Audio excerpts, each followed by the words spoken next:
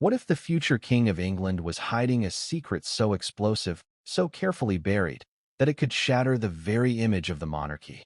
What if the polished calm of Prince William's words, those deceptively simple lines, "We are very much not a racist family," weren't just a denial, but a signal, a warning, or even a coded message meant to protect something much larger than himself? That's where our story begins. Not in the carefully choreographed photo ops, not in the gilded halls of Buckingham Palace, but in the raw, unfiltered chaos that erupted after Meghan Markle and Prince Harry sat down with Oprah Winfrey and dropped a truth bomb that shook the foundations of the royal family. Think about it. One question about skin color. Just one line uttered on international television about how dark Archie's skin might be, and the entire image of the monarchy tilted off its axis. For centuries, the royal family had been wrapped in layers of tradition, duty, and silence. They were never supposed to explain, never supposed to complain. Yet here was Meghan, sitting in that California garden, calmly stating that discussions had been held about her unborn child's skin tone. It wasn't just a claim. It was a weapon, and it landed right at the heart of the institution. Before we continue, please hit the like button, subscribe to the channel, and turn on the notification bell for updates. Now, pause for a moment. Ask yourself this. If you were Prince William, heir to the throne, older brother, son of Diana, a man who had been taught since childhood that every gesture, every word, every glance would one day be dissected by history, what would you do? Would you stay silent, as tradition demanded? Would you let your family's reputation burn in the flames of global scandal? Or would you, for the first time in your life, break the code of silence that had bound you since birth? That's exactly what William did. He didn't wait for the palace's long-drawn statements. He didn't hide behind spokespeople.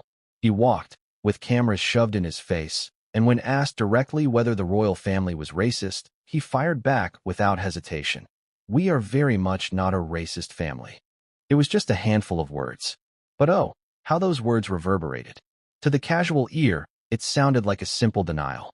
But to those who know the language of royalty, to those who understand the weight behind what is said and what is left unsaid, William's response was monumental. Why? Because royals never do that. They don't engage. They don't answer. They let time, protocol, and carefully crafted statements speak for them. For William to break that rule meant one of two things. Either he was enraged enough to risk breaking centuries of tradition, or he had something else he was trying to say without actually saying it. Which brings us to the secret. But before we rush forward, let's step back and ask, why did this particular allegation hit so hard? Why was Meghan's statement about Archie's skin color so devastating compared to everything else she had said? It wasn't the first time the monarchy had been accused of coldness, of cruelty, of outdated traditions. Diana had spoken of her loneliness. Fergie had complained of being left in the cold. But racism? That word cut differently. It wasn't just about family drama anymore. It was about morality, about the very essence of whether the monarchy deserved to exist in the modern world. It turned the Windsors from flawed humans into potential villains of a global narrative. That's the stage William was stepping onto when he made his comment. And think about the timing. Meghan's allegation wasn't floating in a vacuum. The world was already on fire with conversations about race, privilege, and systemic discrimination. Movements were sweeping across continents. Social media was unforgiving, ruthless in its judgments. To accuse the royal family of racism wasn't just a headline. It was a war cry. William must have known that. He must have felt the weight of every word. Which begs the question, why say anything at all unless silence was more dangerous than speaking? Now, let's bring in the contradiction. Meghan and Harry said, yes, there were conversations about Archie's skin tone. They didn't name names. They left it hanging in the air, a ghostly accusation pointing at everyone and no one. And then, William, of all people, chose to pick it up and swat it down in public. Do you see the trap here? By responding, he acknowledged the weight of the claim. By denying it, he drew more attention to it. By speaking, he raised more questions than he silenced. And that's exactly why we're here today. Because William's words didn't close the chapter, they opened a new one. Let me ask you, when someone says, "I'm not angry," aren't they usually angry? When someone says, "Trust me, I'm telling the truth," doesn't that make you wonder what they're hiding? So when William said, We are very much not a racist family. Should we take that at face value? Or should we peel back the layers of why he said it, how he said it, and what he might have been protecting? This is where the human side of the story sneaks in. William wasn't just speaking as the heir. He was speaking as a brother. He was speaking as a husband, defending a wife who had been painted as the antithesis of Meghan Markle. Kate, the calm, the dutiful, the uncomplaining. And he was speaking as a son, carrying the ghost of Diana, who herself had accused the institution of cruelty but never racism. Can you imagine the cocktail of emotions swirling inside him at that moment? Anger, fear, betrayal, and something else, resolve. The kind of resolve that makes a man break a rule he's been taught since childhood never to break. But here's where it gets even more intriguing. What if William wasn't just defending his family against an outside accusation? What if he was also defending them against something internal, something no one wanted exposed? Because Meghan's allegation wasn't just about Archie. It was about the institution's core. And William, as the future king, couldn't allow that seed of doubt to grow unchecked. His denial wasn't just for Meghan. It was for the monarchy's survival. And that leads us straight into the secret. The unspoken truth. The thing William's words hinted at but didn't reveal. You see, Meghan's narrative and William's denial are two sides of a coin. They can't both be fully true. Either Meghan exaggerated or William concealed. And whichever side you lean toward, one thing is undeniable. Someone is hiding something. The question is, who and why? As we peel back these layers, we'll dive into what really happened in those conversations Meghan hinted at. We'll explore how the palace reacted behind closed doors. We'll uncover how William's statement wasn't just a spontaneous defense, but a carefully calculated shield. And yes, we'll finally get to the shocking secret, one that may just reframe Meghan Markle's entire relationship with the royal family. But for now, let's leave it hanging here. Because William's words were more than just a denial. They were a clue that points us toward a hidden truth waiting in the shadows. And what comes next? What comes next will change everything you thought you knew about the future King of England, his brother, and the woman who nearly tore the monarchy in two. The night Oprah Winfrey sat across from Meghan Markle and Prince Harry, the world didn't just tune in. It stopped. Millions of eyes locked onto that California garden as if history itself was unfolding in real time. This wasn't just another royal interview. It wasn't another carefully curated glimpse into the lives of Britain's most famous family. No, this was a bombshell waiting to detonate. And when Meghan quietly, almost casually, dropped the line about concerns over Archie's skin color, the explosion was deafening. Think about the atmosphere in that moment. Oprah, the queen of interviews, leaned forward in disbelief. The silence hung like a blade. Viewers at home gasped. The palace, thousands of miles away, shuddered under the weight of words it couldn't control. Because this wasn't speculation from tabloids or anonymous whispers in gossip columns. This was Meghan Markle herself, former actress, Duchess of Sussex, wife of a prince, declaring on international television that someone within the royal family had asked how dark her unborn child might be. A single question, but a loaded one. It turned the most famous institution in the world into a lightning rod for the ugliest accusation possible, racism. Now, let me ask you this. How did you feel the first time you heard that line? Did your jaw drop? Did you feel anger at the royals? Did you wonder who said it? Because that was Meghan's masterstroke. She didn't give a name. She didn't point the finger directly. She left the world dangling in a state of suspicion. Suddenly, every royal, Charles, William, Camilla, even the Queen herself, was under the microscope. Anyone could be guilty. Everyone was tainted. And that was the brilliance of the allegation. By withholding the name, Meghan condemned the entire family without condemning anyone specifically. It was both an accusation and a shield. But the skin color claim wasn't the only grenade tossed in that interview. Meghan painted a picture of isolation, of cruelty, of mental anguish. She spoke of begging for help when she felt suicidal, only to be ignored. She described feeling silenced, stripped of her voice, while the palace machinery churned out its version of events. She flipped the script on decades of royal PR, turning herself into the tragic heroine in a story of cold indifference. And Harry, sitting beside her, confirmed it all with quiet, brooding agreement.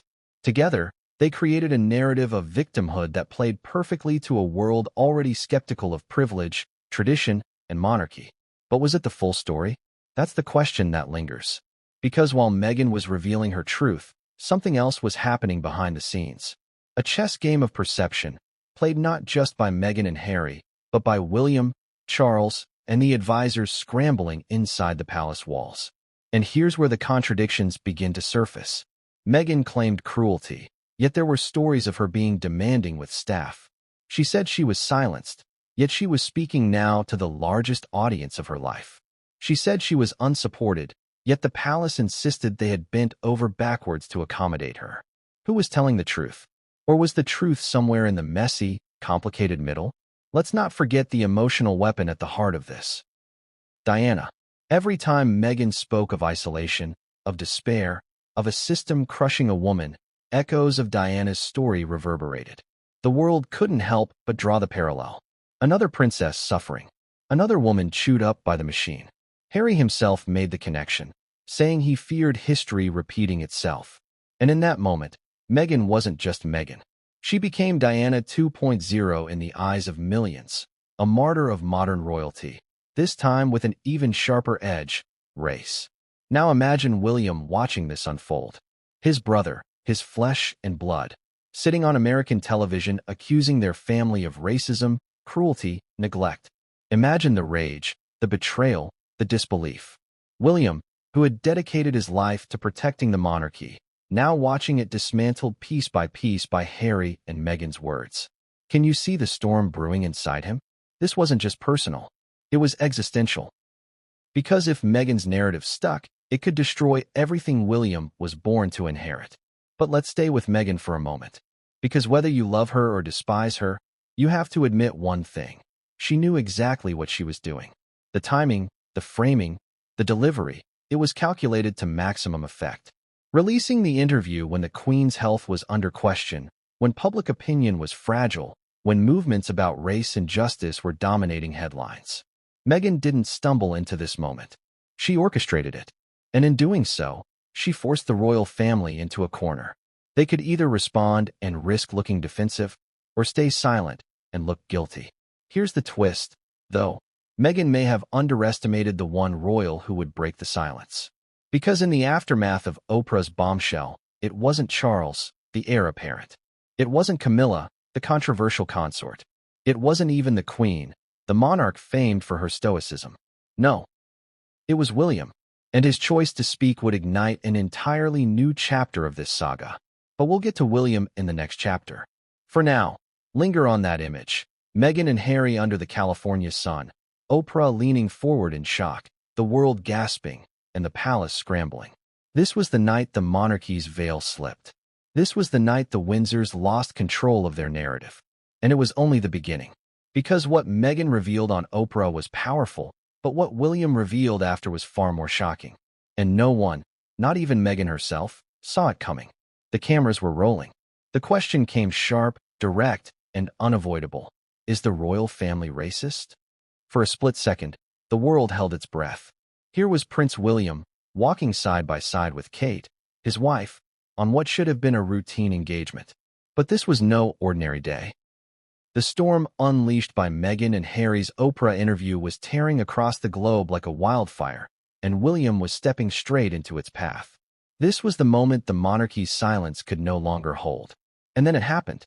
With a look of determination, William shot back. We are very much not a racist family. 7 words. That's all it took. Just 7 words to ignite headlines around the world. 7 words to break the centuries-old tradition of royal silence. 7 words that revealed far more than they concealed. Now pause for a moment. Royals aren't supposed to do this. The mantra drilled into them from birth is clear. Never complain, never explain. It's a rule that's kept the monarchy above the mudslinging of politics and tabloids for generations. But William? He shattered that rule in an instant. And when someone breaks a rule that's sacred, it's never without reason. The question is, why did William risk it? Was it fury? Was it fear? Or was it a calculated move to protect a secret the world wasn't supposed to know? Look closely at the footage of that day. William's voice is firm, but his eyes burn with something more. and anger he can barely contain. His jaw tightens, his stride quickens. Kate, by his side, looks frozen, her smile stiff, as though she knows the weight of what's just been said. This wasn't the calm, composed William we're used to seeing. This was William the protector, William the heir, William the man who felt his family name was being dragged through the mud. And let's not forget the timing. Just days before, Meghan had gone global with claims of racism, cruelty, and neglect. The palace's official response, a carefully worded statement from the Queen, was deliberately vague. Recollections may vary. That was diplomacy. That was damage control. But William? He wasn't interested in diplomacy. He wanted a fight, and his words showed it. But here's where it gets fascinating. By speaking out, William did exactly what the royals are trained never to do. He drew even more attention to the scandal. Until then, Meghan's accusation was a cloud of suspicion hanging over the family. After William's denial, the cloud turned into a storm. Because now, people weren't just asking if Meghan was telling the truth. They were asking why William felt the need to speak at all. Think about it. If someone accuses you of something utterly absurd, do you feel the need to respond? Or do you laugh it off? By responding so strongly, William essentially admitted that Meghan's claim struck close to home. His denial wasn't just words. It was an acknowledgement of the wound. And this is where the contradictions begin to pile up. Meghan said there were concerns and conversations about Archie's skin color. She left the culprits unnamed. Harry later clarified it wasn't the Queen or Prince Philip. That left everyone else. William's response, then, wasn't just a blanket denial. It was a shield for his father, for Camilla, for Kate, and for himself. But which of them was he really protecting? And more importantly, what exactly was he protecting them from? Behind closed doors, insiders say William was furious. Furious at Meghan for tarnishing the family's image. Furious at Harry for siding with her. Furious at the press for fanning the flames. He felt betrayed, cornered, and exposed. But he also felt something else, responsibility. Because William isn't just any royal. He's the future king. His silence, in the face of such an explosive allegation, would be read as guilt. And guilt was something he could never afford. Let me ask you, do you think William was speaking from the heart in that moment, or was he delivering a carefully rehearsed line? Because here's the twist. Many believe it wasn't rehearsed at all. Palace aides were horrified when he said it. This wasn't part of the script. This wasn't the plan. This was William breaking free, acting on impulse, and rewriting the narrative in real time. Which makes his words even more significant. Because when William speaks unscripted, you glimpse the truth. Now, here's where the story takes a darker turn. William's denial wasn't just a defense. It was a challenge. By publicly rejecting Meghan's claim, he forced her narrative into a corner. If Meghan was lying, William had called her bluff. If she was telling the truth, William had just branded her a liar in front of the world. Either way, the war lines were drawn. And yet, hidden beneath the surface of his denial was something more subtle. A flicker of vulnerability. Because the truth is, William knew Meghan's words had already inflicted damage. No denial could erase the suspicion. No soundbite could silence the whispers. And deep down, William may have realized that this scandal wasn't just about one interview. It was about a battle for the very soul of the monarchy. Ask yourself this. If William truly believed the royal family was above reproach, why not let the Queen's statement suffice? Why take the extraordinary step of answering a journalist directly, breaking every protocol in the book? The answer is chilling. Because William wasn't just denying an accusation. He was hiding something. Something the monarchy couldn't afford to let slip into the open. And here's the cliffhanger. The part that makes William's words even more haunting. His denial may have been meant to shut down the conversation. But instead, it raised the biggest question of all. What exactly was William so desperate to keep hidden? Because Meghan's allegation was devastating. But William's reaction? That's where the real secret lies. And what comes next will peel back the curtain on what was really happening behind palace doors in those days after the Oprah interview. Conversations so heated, so shocking, that even Meghan herself couldn't have predicted their outcome. Imagine the atmosphere inside Kensington Palace in the days after Meghan and Harry's Oprah interview. The walls of those grand, historic rooms are thick, but not thick enough to muffle the panic. Advisors rush in and out with files and phones. Aides whisper urgently in corners.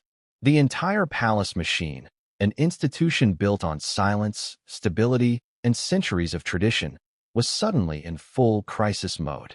The firm, as Meghan famously called it, had been shaken to its very core.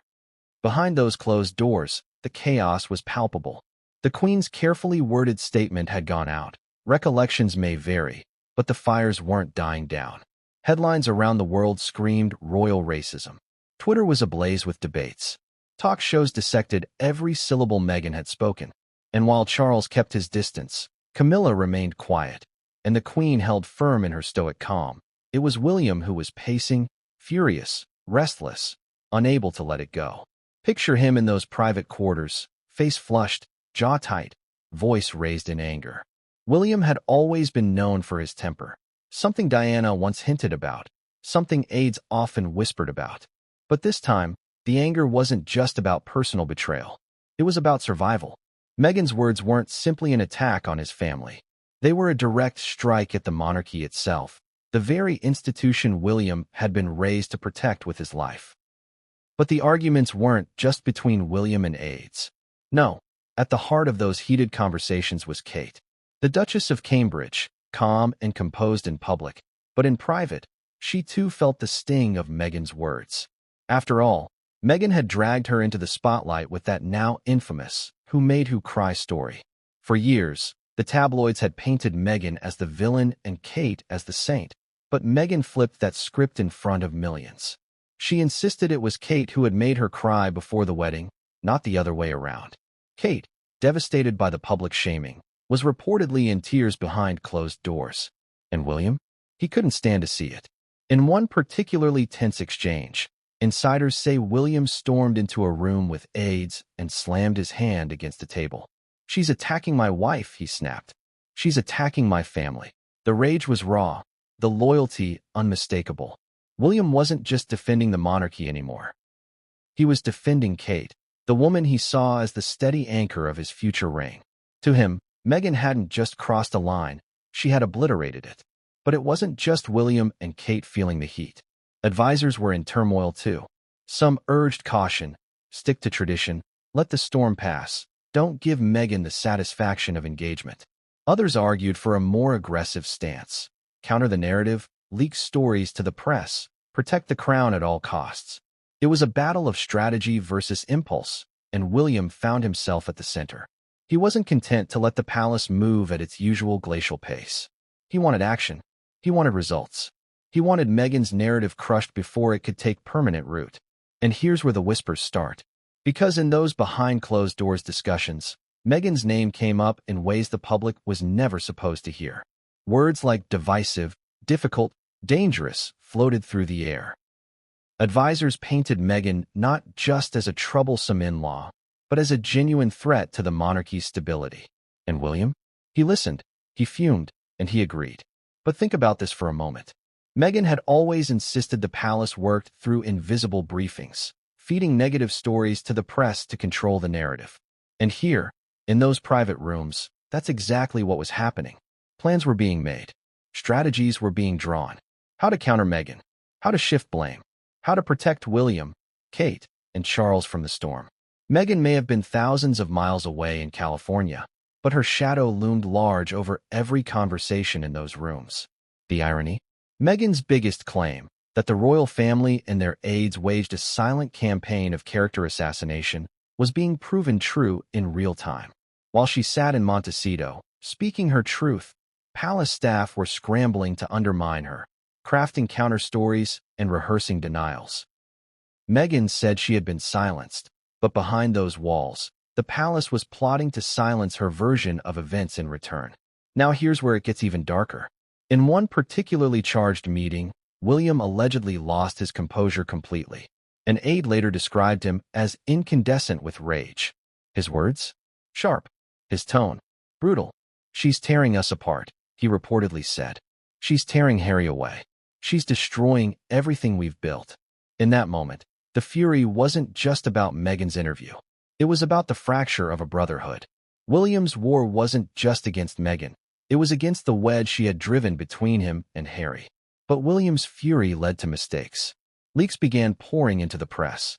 Stories about Meghan's treatment of staff, about her alleged cruelty, about her temper behind closed doors suddenly exploded in the media. Coincidence? Or a palace operation in full swing? If you asked Meghan, she'd say it was no accident. If you ask William, he'd say the truth needed to come out. Either way, the battle lines were clear. And yet, through all the shouting and scheming, one chilling realization emerged. William wasn't just defending Kate. He wasn't just defending the monarchy. He was defending something deeper. Something he didn't dare say aloud. A secret that, if exposed, could destroy the credibility of everything he had just told the world. Because here's the cliffhanger. Those conversations behind closed doors weren't just about Meghan. They were about something bigger, something William desperately wanted to bury. And when that secret comes to light, it will make his public denial, "We are very much not a racist family," look less like a defense and more like a cover-up. The palace facade was polished. Every public appearance, every official photo, every carefully worded press release painted a picture of unity, tradition, and grace. But behind the glittering curtain, Meghan Markle's reputation inside the firm was unraveling at lightning speed. From the very beginning, Meghan had been different. She wasn't a royal insider. She wasn't a British aristocrat groomed to curtsy and smile on command. She was an American actress, outspoken, confident, independent. To some, this was refreshing. To others, especially those steeped in centuries of royal protocol, it was threatening. And the whispers began almost immediately. She's difficult. She's demanding. She doesn't understand how things work. Those whispers grew louder with each passing month. Staff members reportedly left in tears. Longtime courtiers muttered that Meghan was too Hollywood. Her relentless work ethic, her direct communication style, and her refusal to play the game of silent obedience rubbed the institution the wrong way. Meghan wasn't content to be a silent accessory. She wanted to lead. She wanted to modernize. She wanted change. And change is the one thing the monarchy fears most. But was Meghan truly the villain the palace made her out to be? Or was she simply a woman trapped in a system designed to suffocate? That's the paradox that defined her reputation within the firm. On one hand, she was ambitious, determined, unafraid to ruffle feathers. On the other, she was painted as domineering, insensitive, even cruel to staff.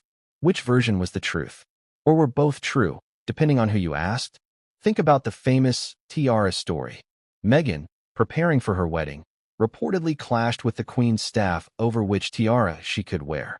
Meghan wanted one. The Queen said no. Harry allegedly snapped, "What Meghan wants, Meghan gets." In the tabloids, it became a symbol of Meghan's alleged entitlement. Inside the firm, it fueled the narrative of her as a troublemaker. But ask Meghan, and she'd say it was a battle over tradition versus autonomy.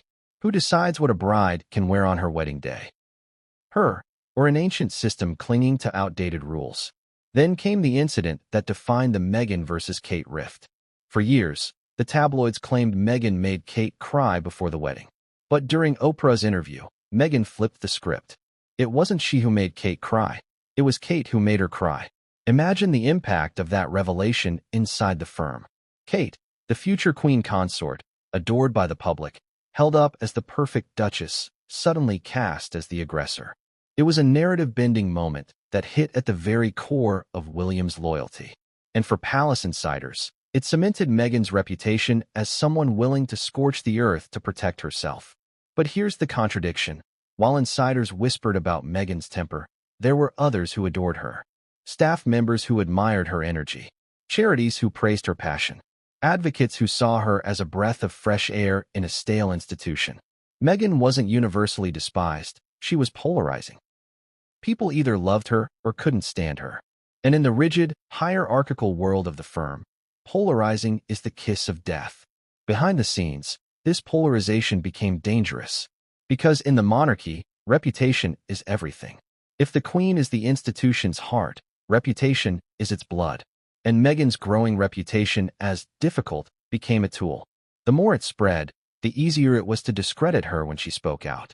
The palace didn't need to openly call her a liar. They only had to feed the perception that she was unstable, erratic, hard to work with. And when Meghan claimed she'd been mistreated, that reputation became the weapon used against her. Now, let's bring William into this. For him, Meghan wasn't just an in-law. She was a rival, not for Harry's affection, but for public opinion. Meghan was glamorous, charismatic, capable of commanding the spotlight in a way few royals could. William, raised to be the steady heir, suddenly saw a new figure dominating headlines, rewriting the story of the monarchy. To him, Meghan wasn't just disruptive, she was dangerous. Not because she was wrong, but because she was powerful. And power, in the wrong hands, could destabilize everything.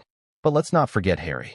Inside the firm, Harry's reputation had always been the wild card, the rebel prince. Meghan gave him focus, direction, purpose. Suddenly, Harry wasn't the wayward spare anymore. He was part of a dynamic duo challenging the system. And for William, who had carried the burden of responsibility since childhood, this must have stung. Meghan had given Harry something he never had, the freedom to fight back. This is why Meghan's reputation inside the firm mattered so much. It wasn't just about staff complaints or tiara disputes. It was about power, about perception, about who controlled the story. Meghan insisted she was a victim of institutional cruelty. The firm insisted she was a disruptive outsider who couldn't adapt. Both sides dug in. Both sides weaponized the narrative. And caught in the middle was William, watching his brother slip further from his grasp. So ask yourself, was Meghan truly the villain the palace painted her as? Or was she simply the scapegoat, an outsider blamed for exposing cracks that had always been there? Because the truth, as always, lies somewhere in the shadows. And it's in those shadows that William's shocking secret begins to take form. Because here's the cliffhanger. Meghan's reputation inside the firm wasn't just a matter of gossip. It became the justification for decisions, for strategies, for actions that would soon spiral into an all-out war. And when the truth about those decisions comes to light, it won't just redefine Meghan. It will redefine William. It was supposed to be a fairy tale. Two royal brides, two brothers, and two duchesses who could have been allies, even sisters-in-law bound by destiny. But instead, the Meghan versus Kate rift became the defining fracture in the royal family's modern history. From the outside, the comparison was inevitable. Kate, the quintessential English rose, raised in the British system, graceful, dutiful, never putting a foot wrong. Meghan, the glamorous American actress, outspoken, ambitious, and determined to carve her own path. The press loved to pit them against each other. But behind the palace gates, the tension was far more real, far more personal, and far more damaging than anyone on the outside realized. Let's start with the infamous bridesmaid dress incident. For years, the story was told one way.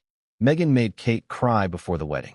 It became a favorite tabloid tale, cementing Meghan's image as the demanding diva who clashed with the future queen. But then came Oprah. Meghan calmly reversed the narrative. No, it wasn't me who made Kate cry. It was Kate who made me cry. That single reversal rewrote history. Overnight, Kate went from victim to aggressor, and Meghan claimed the role of the wounded outsider. Now imagine the impact of that revelation inside the palace. Kate, beloved by the public, the model duchess who had never spoken a word out of place, suddenly exposed. To William, this wasn't just an attack on his wife. It was an attack on his future queen. Kate, who had quietly endured years of tabloid scrutiny, who had never once broken rank, was being portrayed as cruel, cold, even jealous. William's fury was volcanic. In private, William reportedly exploded. "She's dragging Catherine into this," he raged, slamming his fist onto a table. For him, Meghan had crossed the ultimate line. It was one thing to criticize the institution, to throw shade at vague palace insiders, but to single out Kate, the woman William saw as his partner in duty, his anchor, his Diana-like stabilizer. That was unforgivable. And here's the irony. The two women were more alike than either wanted to admit. Both were outsiders, technically. Both had endured brutal press coverage. Both had been accused of changing their princes. But while Kate adapted, bending herself into the mold of the firm, Meghan refused. Kate chose silence. Meghan chose her voice. One became the palace's perfect daughter-in-law. The other became its rebel. And that difference, silence versus speech, was the wedge that drove them apart. But ask yourself, was this really a feud between Meghan and Kate? Or was it, at its core, a feud between William and Harry, played out through their wives? Because every time Meghan clashed with Kate, It pushed Harry and William further apart. Meghan defended herself, Harry defended Meghan, William defended Kate.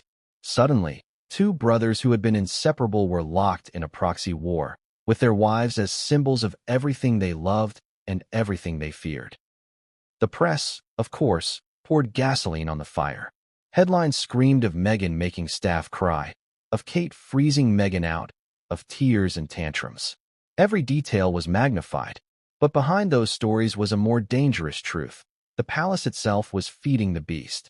Aides loyal to William and Kate leaked negative stories about Meghan. Meghan's team fought back, fueling the cycle. It was no longer just a rift, it was open warfare, fought through the tabloids. And here's where the stakes rose even higher. For Meghan, being painted as the aggressor was devastating. For Kate, being painted as the victim was equally damaging. Both women's reputations were being weaponized in a battle neither had asked for, but both were forced to endure. And for William, this wasn't just about reputations. It was about legacy. He couldn't allow Kate, the future queen, to be tarnished. Not by Meghan, not by anyone. But let's pause and ask the uncomfortable question. Was Meghan's reversal of the crying story entirely about truth, or was it strategy? Meghan knew the narrative of her being difficult had taken root. By flipping the story, she shifted public sympathy back to herself. And in doing so, she triggered William's protective rage. It was, in many ways, the perfect chess move. Because now, the feud wasn't just about who cried. It was about who the world believed. Inside the palace, the Meghan versus Kate rift became the ultimate justification for action. Meghan wasn't just a problem anymore. She was a threat to the unity of the monarchy. William saw it. Advisors whispered it. Even the Queen, in her quiet way, acknowledged it. Meghan had taken on Kate, and by extension, she had taken on the institution itself. And here's the emotional sting. Meghan and Kate could have been allies. Two young women navigating the strangest job in the world. Two mothers raising children in the royal fishbowl. They could have leaned on each other, supported each other, changed the monarchy together. Instead, they became pawns in a battle far bigger than themselves. And once the rift hardened, there was no turning back. So here's the cliffhanger. William's defense of Kate wasn't just about love or loyalty. It revealed his true feelings about Meghan. Feelings he would never admit publicly, but which shaped every decision he made from that moment on. Because once Meghan took on Kate, William decided Meghan wasn't just family. She was the enemy. The headlines came fast and furious. Meghan made Kate cry. Meghan reduced palace staff to tears. Bullying investigation launched. The Duchess of Difficult. Each day seemed to bring a new story, a fresh scandal, a darker shadow cast over Meghan Markle's name. But here's the twist. Those stories didn't just appear out of thin air. They were fed, shaped, and sharpened by the very institution that claimed to protect its own. Welcome to the media war. A behind-the-scenes battlefield where perception was the prize and Meghan Markle was the target. Let's start with the leaks. In the days and weeks after Oprah's bombshell, palace insiders were in full damage control mode. But instead of publicly countering Meghan's claims with facts, they turned to their oldest weapon, the press. Reporters were tipped off with stories about Meghan's behavior towards staff, about her Hollywood demands, about her temper. Anonymous aides whispered of meltdowns, of slammed doors, of frightened employees. The image was clear. Meghan wasn't the victim. She was the villain. But ask yourself, why now? Why did these stories conveniently surface at the very moment Meghan was painting herself as mistreated? The answer is chillingly simple. Because perception is power. If Meghan could frame herself as the silenced outsider, the palace needed to reframe her as the destructive insider. Two competing narratives, each fighting for the world's sympathy. And the media was the weapon both sides wielded with ruthless precision. Now, here's where William enters the story. Officially, the future king would never involve himself in tabloid spats.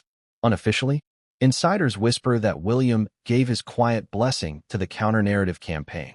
He had to. Meghan's allegations didn't just tarnish the family. They tarnished him, Kate, and the throne he was destined to inherit. The monarchy's survival depended on undermining Meghan's credibility. And so, the leaks began to flow like a steady stream. But the media war wasn't one-sided. Meghan had her own arsenal. Interviews, speeches, Netflix documentaries. The Archetypes podcast. All vehicles to tell her story, her way. And she wielded them masterfully. Every personal anecdote, every tear-filled recollection, every carefully chosen word about survival and truth was aimed squarely at William, Kate, and the palace machine. Meghan didn't just sit back and absorb the blows. She fired back with global reach, her voice amplified by platforms far more powerful than Britain's tabloids. It was a war of optics. Meghan framed herself as the modern heroine, an American outsider destroyed by an archaic system. The palace framed her as the manipulative villain, an actress playing a role to win sympathy and money. And caught in the middle was Harry, torn between loyalty to his wife and the legacy of the family he left behind. But here's the emotional spike. William wasn't just fighting for the monarchy. He was fighting for Kate. Every negative story about Meghan was, in his mind, a shield around his wife. Every denial of racism, every whisper about Meghan's difficult behavior was designed to protect Kate from being dragged further into the mud. William knew that if Meghan won the sympathy war, Kate's reputation would crumble with it. And William couldn't allow that. Not for the mother of his children. Not for the woman he saw as the steady hand guiding him toward kingship. The irony, of course, is that both sides claimed victimhood. Meghan said the palace fed lies to the press. Palace aides said Meghan terrorized them into silence. Both claimed to be silenced, yet both spoke louder than ever before. The public was left in a fog of contradictions, forced to pick a side in a battle where truth itself was twisted into a weapon. And here's where it gets darker. The palace wasn't just spinning stories for survival. It was playing a long game. Meghan could dominate headlines for a season, but the monarchy needed to outlast her for generations. Every article about Meghan's alleged behavior wasn't just about today's scandal. It was about planting seeds of doubt that would linger for decades. A permanent stain, so that no matter how powerful Meghan's voice became, there would always be whispers of difficult Duchess, of bullying Meghan, of Hollywood diva. So let me ask you, do you believe the palace acted out of truth or out of fear? Was William defending his family or orchestrating a smear? Because in the war of perception, the truth is often the first casualty. And yet, here's the cliffhanger. For all the stories planted, for all the leaks and spin, there was one headline William feared more than any other. One story he never wanted to see linked to Meghan Markle. And when it finally surfaced, it didn't just threaten Meghan's reputation. It threatened to expose William's darkest secret. Imagine hushed voices echoing through Kensington Palace corridors. Advisors leaning in, lowering their tones, glancing over their shoulders to ensure no one else is listening. William, seated with a glass of water at his side, brow furrowed, his voice sharp, clipped, full of barely restrained fury. These weren't public comments. These weren't the carefully rehearsed lines that made it to TV. These were the private words, the secret conversations, that revealed exactly how William felt about Meghan Markle. And those words, once whispered in trust, began to slip into the open. Insiders recall William using phrases that stunned even seasoned aides. Meghan was not just difficult in his eyes. She was divisive. Not just demanding, but dangerous. One account claimed he even went further, describing her as a threat to the stability of the monarchy. To some, this sounded paranoid. To others, it was chillingly accurate. Because from William's perspective, Meghan wasn't just an in-law. She was an unpredictable outsider with a platform powerful enough to shake the monarchy to its very core. Now, pause for a moment. Think about how extraordinary this is. Royals don't speak like this.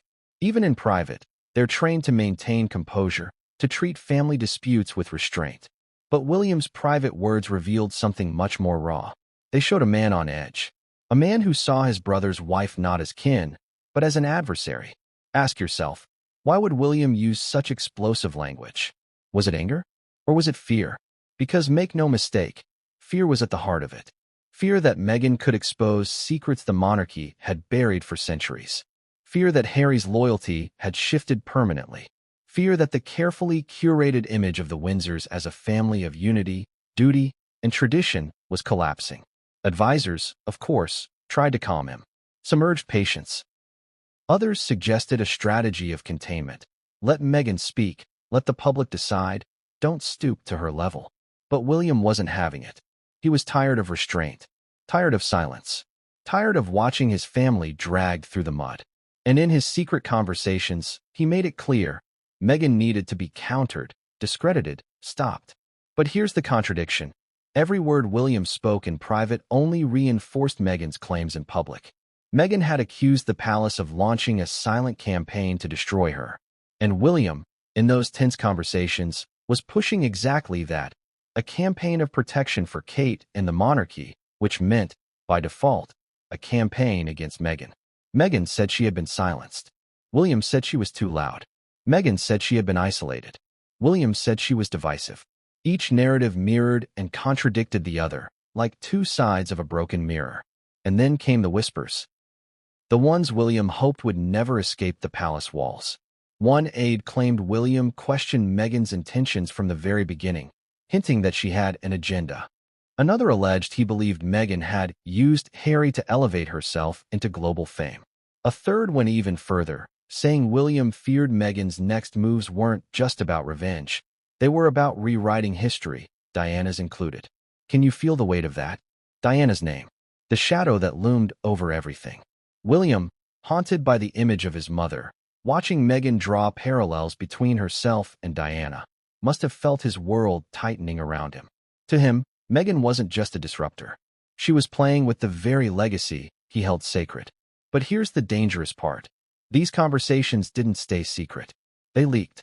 Slowly, subtly, in carefully placed stories. Suddenly, Meghan was branded difficult in the press.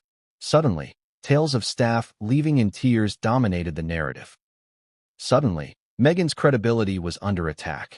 The pipeline was clear. William's private words were shaping public perception. Now let's ask the uncomfortable question. Was this deliberate?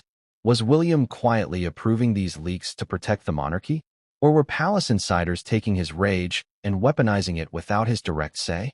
Either way, the result was the same. Meghan's reputation was systematically dismantled while William's public silence kept his hands clean. But nothing stays buried forever. Meghan knew the whispers were coming from inside the palace. She said so, and Harry, furious at the betrayal, confronted his brother. Insiders speak of a showdown so explosive that aides feared the brothers' relationship was beyond repair. William, standing his ground. Harry, defending Meghan to the last breath. The bond Diana once begged them to protect was shattering before their eyes. And here's the cliffhanger. William's secret conversations weren't just about frustration. They revealed the deeper truth, that William knew something about Meghan he would never say out loud in public. Something that made him furious, fearful, and determined to shut her down at any cost. What was it? And why was he so desperate to keep it hidden? Because the day those private words slipped into the open, the war stopped being about Meghan versus the monarchy. It became William versus Meghan. And the outcome of that war would decide the future of the House of Windsor. Meghan Markle had been painted into a corner. The palace leaks branded her as difficult, divisive, and even dangerous. William's secret conversations, whispered behind closed doors, were shaping her reputation in ways she couldn't publicly fight against, at least, not in the traditional royal way. But Meghan was no traditional royal. She wasn't raised to curtsy to institutions, to hold her tongue, to play the long, silent game of palace politics. No, Meghan had her own arsenal. And she was about to launch her counter-narrative with precision, flair, and devastating impact. From the very beginning, Meghan understood something the Windsors never truly grasped. Narrative is power. In a world driven by media, perception wasn't just about facts. It was about feelings, images, and stories that stuck. The royal family, bound by its mantra of never complain, never explain, often relied on silence to maintain dignity. But silence in the age of Netflix, social media, and podcasts? Silence in the face of Meghan Markle? That was a losing battle.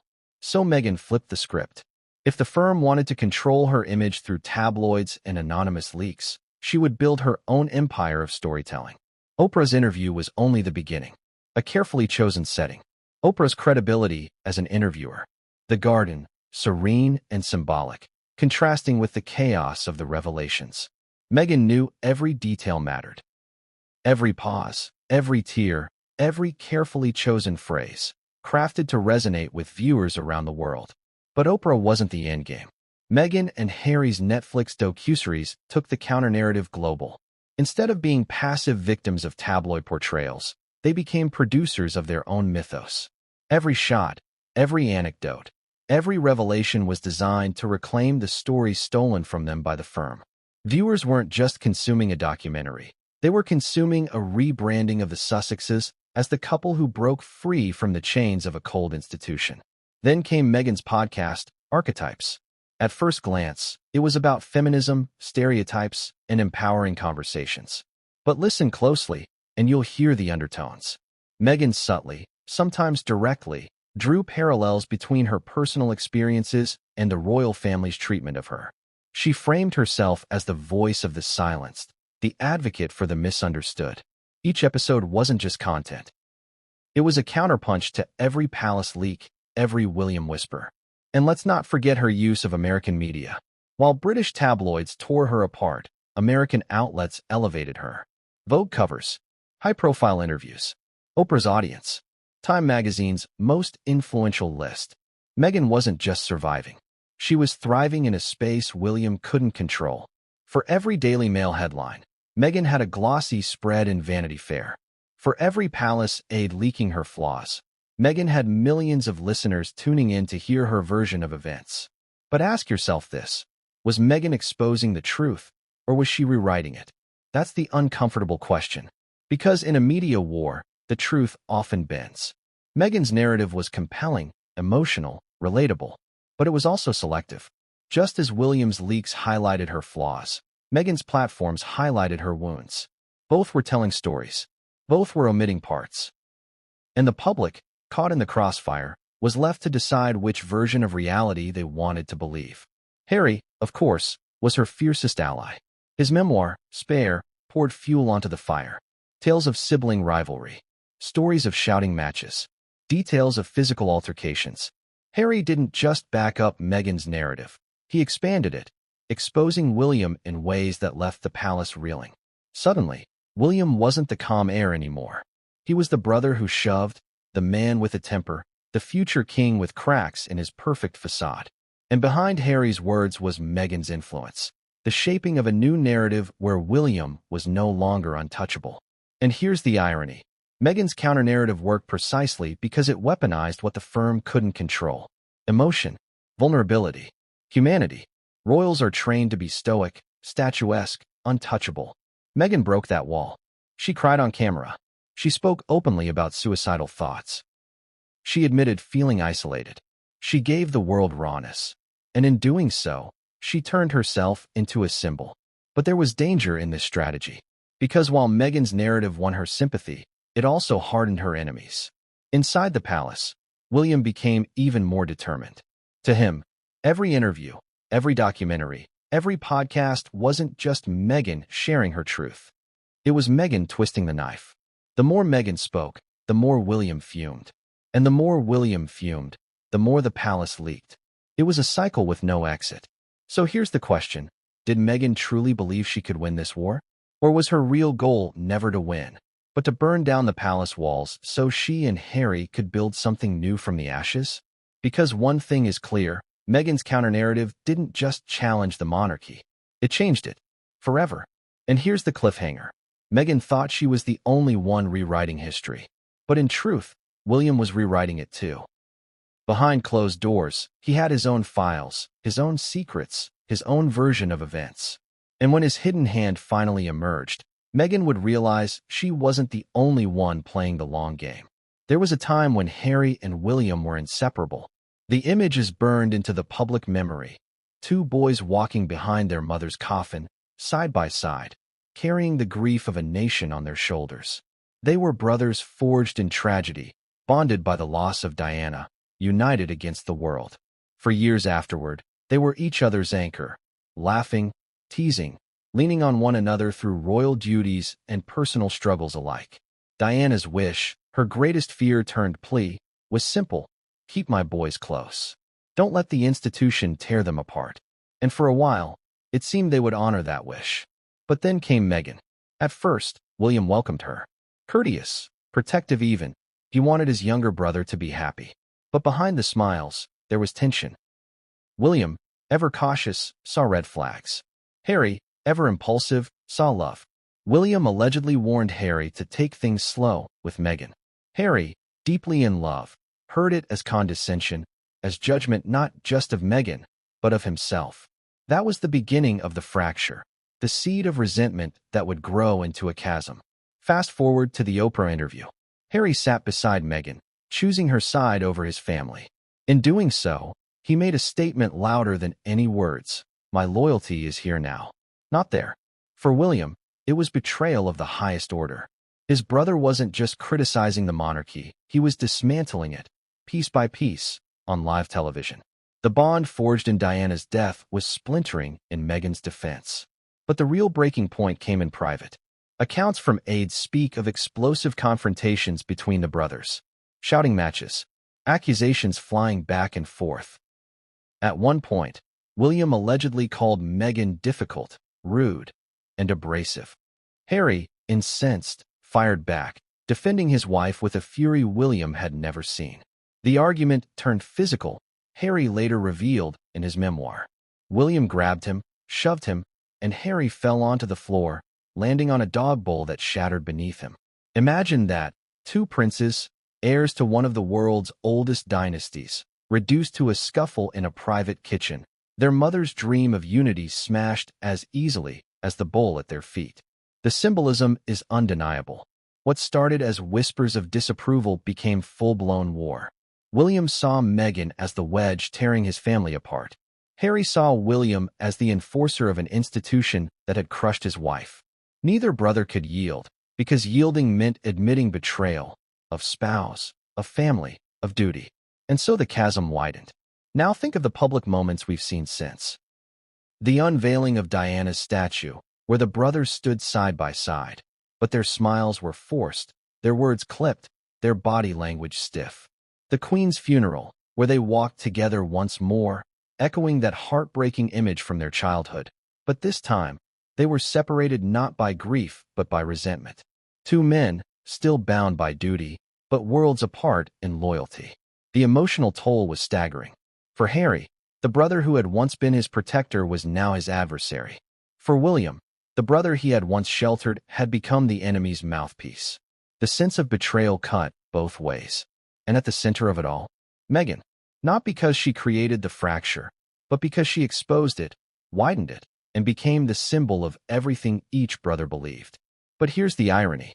This wasn't just about Meghan. This was about Diana. About the ghosts of the past replaying themselves in the present. Harry saw Meghan as Diana reborn. The woman hounded, silenced, driven to despair by the crown. William saw Kate as Diana fulfilled, the woman who endured, who played the game, who gave the monarchy stability.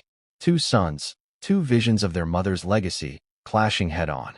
And in that clash, the brotherhood shattered. So ask yourself, could anything have saved them? Could Diana's wish for unity have survived the weight of Meghan's arrival, the scars of institutional betrayal, the fury of secrets spilling into the open? Or was this fracture inevitable from the moment William was groomed as heir and Harry as spare? Because here's the cliffhanger. Meghan may have been the spark, but she wasn't the fire. The truth is, the brotherhood was always fragile, always shadowed by roles they didn't choose. And when William's secret finally comes out, the betrayal Harry feels now may pale in comparison to the betrayal still to come. The world was watching, and the world was divided. Meghan's words to Oprah had already set the stage for global shockwaves. But when William stepped into the spotlight with his sharp denial, "We are very much not a racist family," the fallout wasn't confined to palace walls. It went international. Let's start in Britain. In the UK, the monarchy isn't just family. It's identity, heritage, the very soul of the nation. For many, Meghan's allegations cut to the bone.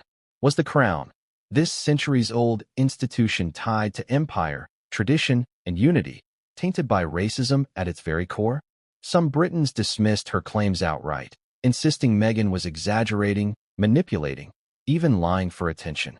Others, especially among younger generations and minority communities, saw her as brave, finally exposing the truth of an archaic system unwilling to modernize. The The country wasn't just debating Meghan and William. It was debating itself. Then came the United States, Meghan's homeland, where the conversation took on a life of its own. American media seized on the story of a biracial woman entering the monarchy and allegedly facing racist conversations about her unborn child. Outrage swelled. Talk shows, late-night hosts, and opinion pieces framed Meghan as a victim of systemic prejudice, a heroine breaking free of royal chains. William's denial was received with skepticism. To many Americans, "We are very much not a racist family," sounded less like truth and more like classic deflection. And beyond the US and UK, the Commonwealth was listening. Countries like Jamaica, Canada, Australia, South Africa, nations tied historically and politically to Britain, watched the scandal unfold with deep unease. The monarchy had long been trying to hold on to its symbolic relevance in these countries, but Meghan's allegations threatened to sever that fragile bond. In Jamaica, for instance, voices calling for the removal of the Queen as head of state grew louder. In Australia, Republican debates surged. The question on everyone's lips: if the monarchy was truly plagued by racism, why should modern nations remain loyal to it? Now let's shift to the press. British tabloids, ever eager for drama, spun the scandal into a daily soap opera. One headline would paint Meghan as manipulative, another would accuse the palace of being tone-deaf.